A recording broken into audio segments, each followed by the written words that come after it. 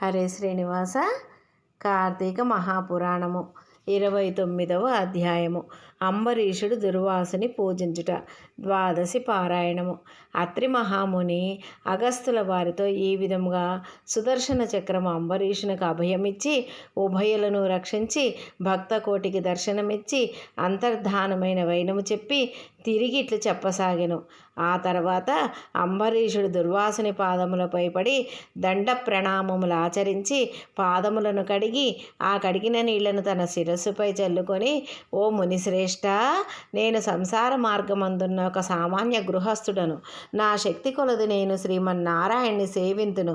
ద్వాదశీ వ్రతము చేసుకొనుచు ప్రజలకు ఎట్టికీడు రాకుండా ధర్మవర్తుడనై రాజ్యమేలుచున్నాను. నా వలన మీకు సంభవించిన కష్టమునకు నన్ను మన్నింపుడు.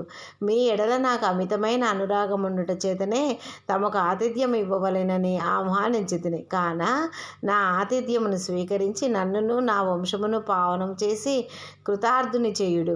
మీరు దయార్థ హృదయులు. ప్రథమ కోపముతో నన్ను క్షపించినను మరలా నా గృహమునకు విచ్చేసితిరి. నేను ధన్యుడనైతిని. మీ రాక వలన శ్రీ మహావిష్ణువు యొక్క సుదర్శనము చూచు భాగ్యము నాకు కలిగింది. అందులకు నేను మీ ఉపకారమును మరవలేకున్నాను. మహానుభావ, నా మనస్సు సంతోషముచే మిమ్మెట్ల స్తుతింపవలేనో నా నోట పలుకులు రాకున్నవి. నా కళ్ళ వెంట వచ్చు ఆనంద బాష్పములతో తమ పాదములు కడుగుచున్నాను.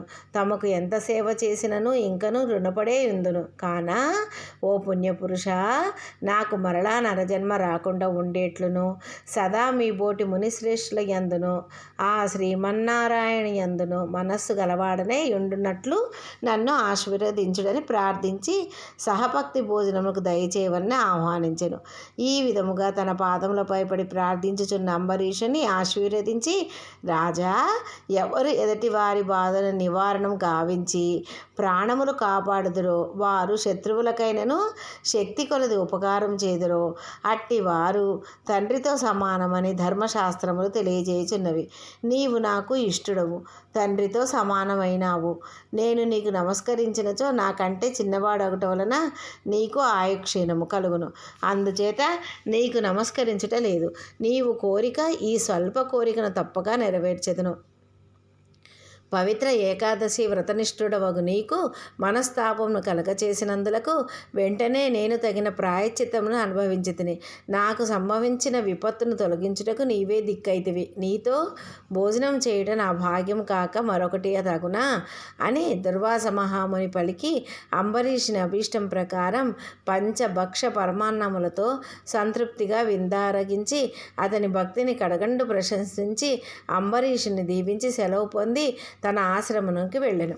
ఈ వృత్తాంతమంతయు కార్తీక శుద్ధ ద్వాదశి దినమున జరిగింది. కాన ఓ అగస్త మహాముని, ద్వాదశి వ్రత ప్రభావం ఎంతటి మాహత్యము కలదో గ్రహించితివి కదా. ఆ దినమున విష్ణుమూర్తి క్షీరసాగమందున శేషశయనపై నుండి లేచి ప్రసన్న మనస్కుడై ఉండును.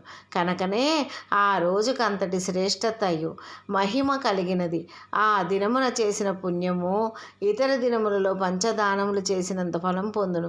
ఏ మనుజుడు కార్తీక శుద్ధ ఏకాదశి రోజున శుష్కోపవాసముండి పగలల్లా హరినామ సంకీర్తన గడిపి ఆ రాత్రంతయు పురాణము చదువుతూ లేక వింటూ జాగరణ చేసి ఆ మరునాడు అనగా ద్వాదశి నాడు తన శక్తి కొలది శ్రీమన్నారాయణకి ప్రీతి కొరకు దానములిచ్చి బ్రాహ్మణులతో కూడి భోజనం చేయునో అట్టి వాని సర్వపాపములు ఈ వ్రత ప్రభావం వలన పటాపంచలైపోను.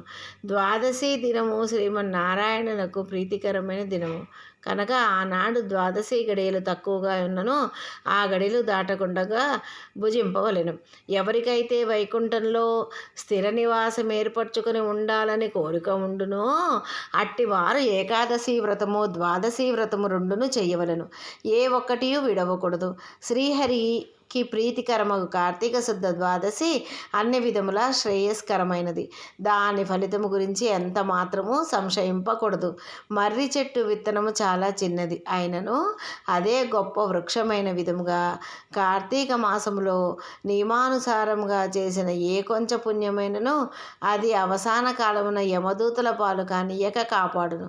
అందులకే ఈ కార్తీక మాస వ్రతము చేసి దేవతలే కాక సమస్త మానవులు తరించిరి.